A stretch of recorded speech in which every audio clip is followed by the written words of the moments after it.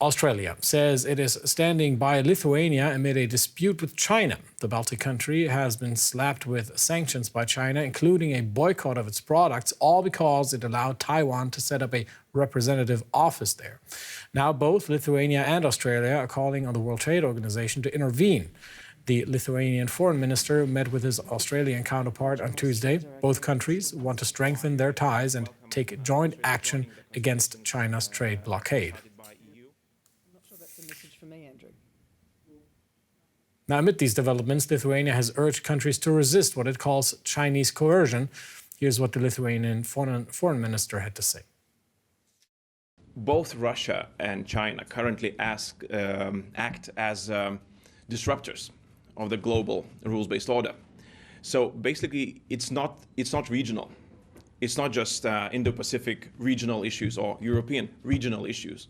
It's some of the global players that are acting disruptively.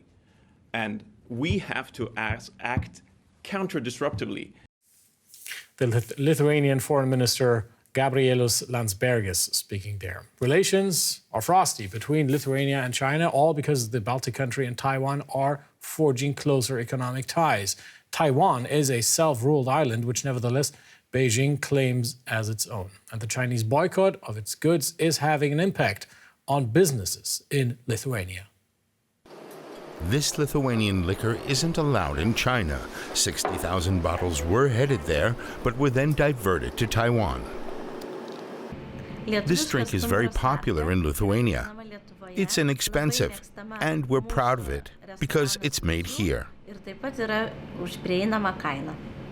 Relations are frosty between Lithuania and China, and there's much more at stake than alcoholic beverages. China is boycotting all goods from the small country. The crisis was triggered by the opening of an official Taiwanese representative's office in the Lithuanian capital, Vilnius. Eric Huang is Taiwan's representative in Lithuania and understands how tricky the situation is for his host country. China is the party which is responsible for all this.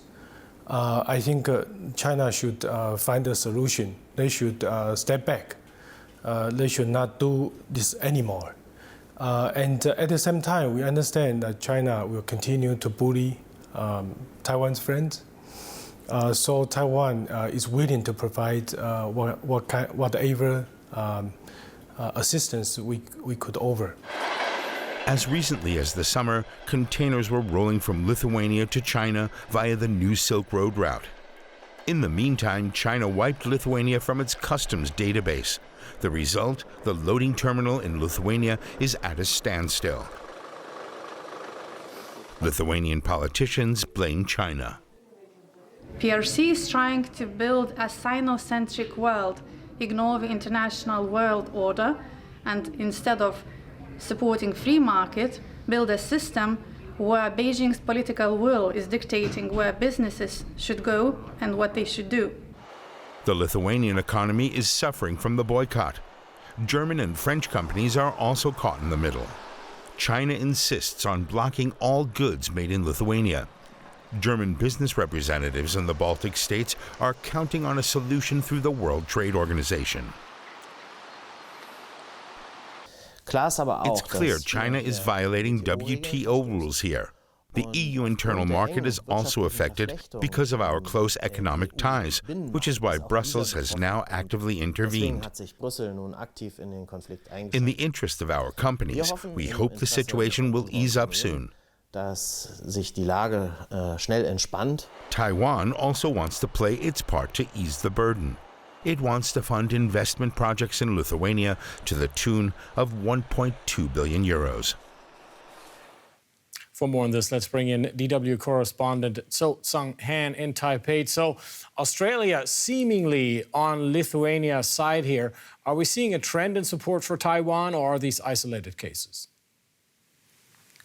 Yes, we are seeing a trend. That's exactly what China's worry is about, is that there will be an anti-China force, like united, to counter its power. So Of course, that at the beginning, like China hopes that these will be all the single cases. For example, the dispute with Australia and the dispute with Lithuania. And sometimes China, their official media will call these countries as small countries, but together they can have big power to counter China.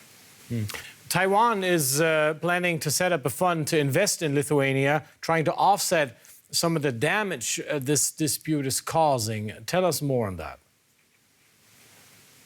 Well, Taiwan has established a $1 billion financing fund to promote bilateral business cooperation between Taiwan and Lithuania. Taiwanese manufacturers who are willing to invest in Lithuania or have joint ventures with the country, as well as Lithuanian manufacturers who have cooperative relations with Taiwan, can apply for these funds. And Lithuania expects the new credit scheme can boost projects in technology sectors facing Chinese pressure, such as computer chips, laser manufacturing, and biotechnology. And so I'm wondering, what does Taiwan get out of all of this? I mean, they are poking the hornet's nest here. Well, the move from Taiwan is not only to help Lithuania, but also part of Taiwan's efforts to strengthen relations with European countries. And what we need to know is that behind all this, there's this very important U.S. factor. Both Taiwan and Lithuania have close military and security ties with the United States and are two of the most pro-American places in the world, maybe, both at the top of the government and at the grassroots level.